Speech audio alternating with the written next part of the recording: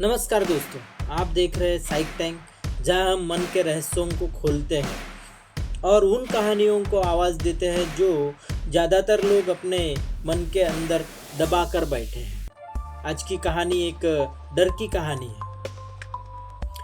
एक ऐसे डर की जो किसी को दिखता नहीं लेकिन महसूस हर पल होता है।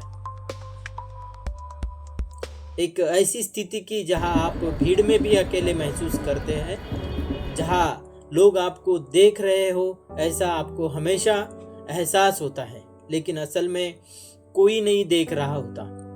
आज हम बात करेंगे सोशल एंजाइटी की, एक ऐसी मानसिक स्थिति जो लाखों लोगों के जीवन को अंदर से तोड़ रही है, लेकिन इस विषय के तरफ कोई गंभीरता से ध्यान नहीं देता। और इसको समझने के लिए आज मैं आपको एक कहानी सुनाऊंगा नितिन की।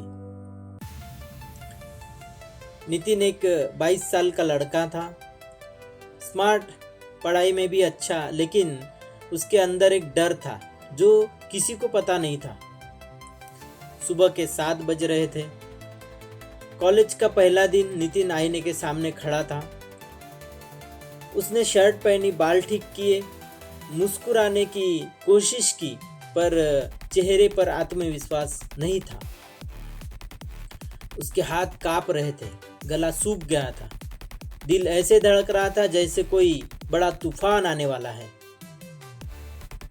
लेकिन उसे तो बस क्लास में एक छोटा सा प्रेजेंटेशन देना था। बस में बैठा, चारों तरफ लोग बातें कर रहे थे, हंस रहे थे, लेकिन नितिन को लग रहा था कि सब उसी की तरफ देख रहे हैं। उसकी चाल, उसके बाल, उसकी आवाज़, सब पर कोई न कोई हंस रहा है।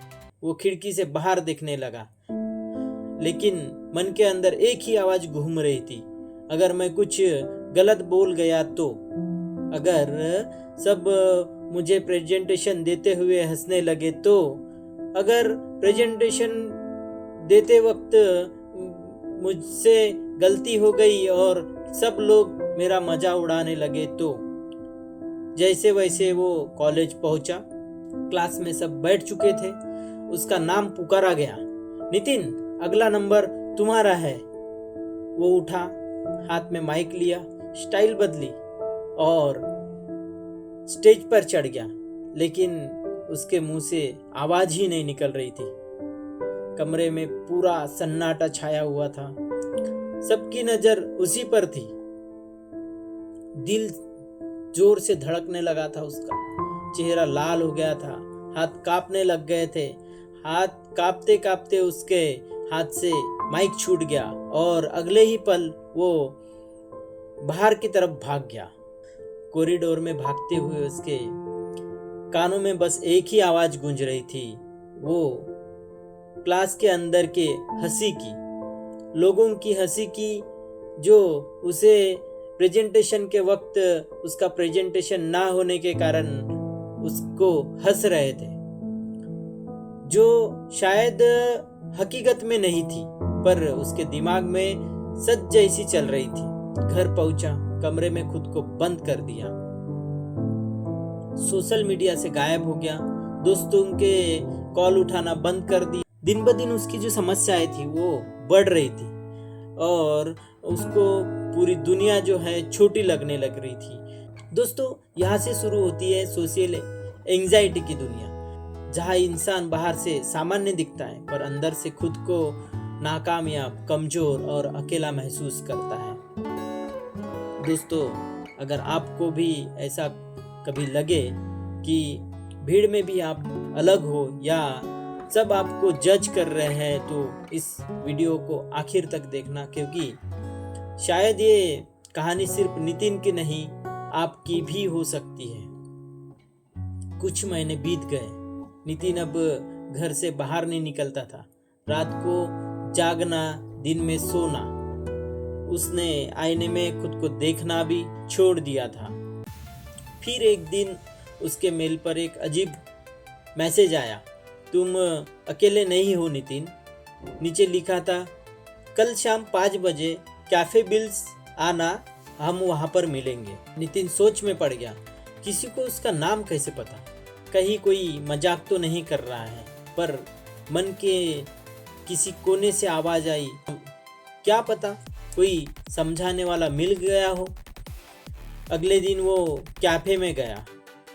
दिल जोर से उसका धड़क रहा था, पसीना आ रहा था, लोगों की आवाज़ें, हंसी सब उसके दिमाग में गूंज रही थी। वो होटल के एक कोने के टेबल पर बैठा, कॉफ़ी का कप सामने रखा और तभी पीछे से आवाज़ आई, तुम नितिन हो ना? वो पलटा। सामने एक लड़की थी, साधारण सी लेकिन आंखों में अजीब सी गहराई थी। वो बोली, मैं रिया हूँ और मैं जानती हूँ तुम क्या महसूस करते हो। नितिन चुप हो गया। रिया मुस्कुराई और कहने लगी, डर भागने से नहीं जाता नितिन, डर को पहचानने से जाता है। रिया ने बताया कि वो एक मनोवैज्ञानिक है और उसने भी सोशल एंजाइटी झेली है। रिया ने उसे छोटे छोटे टास्क दिए, कॉफ़ी ऑर्डर खुद करना, बस का टिकट खुद निकालना, लोगों से बात करते वक्त उनके आंखों में देखकर धन्यवाद, थैंक यू कहना। हर दिन नितिन थोड़ा और सहज होते गया। हर कदम पर वो डर को दूर करते गया। दोस्तों, अगर आप भी सोशल एंजाइटी से जूझ रहे हैं तो याद रखिए, आप अकेले नहीं हैं। साइक टैंक आपके साथ है। यहाँ हम मन के हर डर को शब्द देते हैं। तो साथियों, चैनल को सब्सक्राइब करिए, क्योंकि सच्ची बातें यही मिलती हैं। और आपको ऐसा लगे कि आप हमसे कांटेक्ट करना चाहते हैं, जो आपकी समस्याएं बताना चाहते हैं, तो कमेंट बॉक्स में हमारा मेल आईडी है, उस पर आप मेल करके हमें बता सकते हैं। 1 महीने बाद रिया ने कहा, अब वक्त है तुम्हारे अगले कदम का। नितिन ने पूछा, क्या रिया? रिया बोली, नितिन, तुम्हें कल सेमिनार में बोलना है, वो भी अपने बारे में। नितिन घबरा गया, मैं नहीं कर पाऊंगा रिया। रिया ने मुस्कुराकर कहा, डर को हराने का एक ही तरीका है, उसका सामना करना। अगले दिन नितिन मंच पर था, हाथ उसके कांप रहे थे, दिल धड़क रहा था। पर उसने जब बोलना शुरू किया, मैं नितिन हूँ और मुझे डर नहीं लगता, कमरे में सन्नाटा छा गया। फिर उसने कहा, मुझे लोगों से नहीं, लोगों की सोच से डर लगता है। मुझे लगता है कि मैं कुछ अलग कर दूंगा तो लोग हंसेंगे, पर आज मैं यहाँ इसीलिए हूँ क्योंकि अब मैं डर से भागना नहीं चाहता। पूरे क्लासरूम में तालियां बजी, पर असली ताली उसके दिल ने दी, क्योंकि पहली बार उसने खुद को स्वीकार किया था। सोशल एंजाइटी तब शुरू होती है जब हम दूसरों की नज़रों से खुद को देखने लगते हैं, जब हम सोचने लगते हैं मैं परफेक्ट होना चाहिए, लोग क्या कहेंगे। पर सच्चाई ये है, लोग हमेशा कुछ न कुछ कहेंगे, कभी अच्छा कभी बुरा, लेकिन वो सिर्फ एक राय है, सच्चाई नहीं। लेकिन असली कहानी यही खत्म नहीं होती, क्योंकि कुछ हफ्तों बाद रिया अचानक गायब हो गई। फ़ोन बंद हो गया, उसका कैफ़े में मिलना बंद हो गया और उसके ईमेल भी नितिन के इनबॉक्स से डिलीट हो गए थे। नितिन घबरा गया, वो फिर से उसी पुराने डर में डूबने लगा। फिर एक दिन उसे रिया का एक लिफाफा मिला। अंदर एक फोटो थी रिया की, लेकिन उसकी कब्र के पास फूल रखे थे। रिया 3 साल पहले मर चुकी थी। नितिन की आंखें भर आई, उसने दोबारा देखा। कैफे का नाम ब्लिस नहीं था।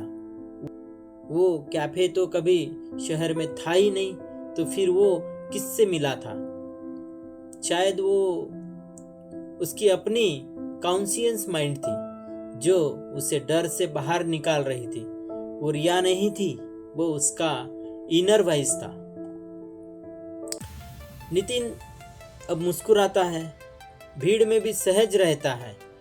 डर अब भी आता है पर अब वो डर का दोस्त बन गया है। सोशल एंजाइटी को हराने का सबसे बड़ा तरीका है खुद को स्वीकार करना, क्योंकि जब आप खुद को स्वीकार करते हैं तो दुनिया की राय का असर खत्म हो जाता है। डर हमेशा रहेगा लेकिन वो अब दुश्मन नहीं रहेगा, वो बस एक याद दिलाने का संकेत होगा कि आप बस इंसान हैं। दोस्तों, अगर आपको ये कहानी पसंद आई, अगर आपने भी कभी सोशल एंजाइटी महसूस की है तो इस वीडियो को शेयर करें, क्योंकि ज़्यादा से ज़्यादा लोगों तक अगर ये वीडियो पहुंचता है तो लोग सोशल एंजाइटी से बाहर निकल सकते हैं और वो वैसी ही आपकी एक मदद हो सकती है, क्योंकि किसी को शायद ये सुनने की ज़रूरत है। और अगर आप ऐसे ही गहरे मनोविज्ञान विषयों को समझना चाहते हैं तो साइक टैंक को सब्सक्राइब करिए, जहां हम मन की आवाज़ को शब्द देते हैं। मैं हूं अनिल और आप देख रहे थे साइक टैंक। मिलते हैं अगली कहानी में, जहां हम फिर से मन के किसी नए रहस्य को खोलेंगे। धन्यवाद।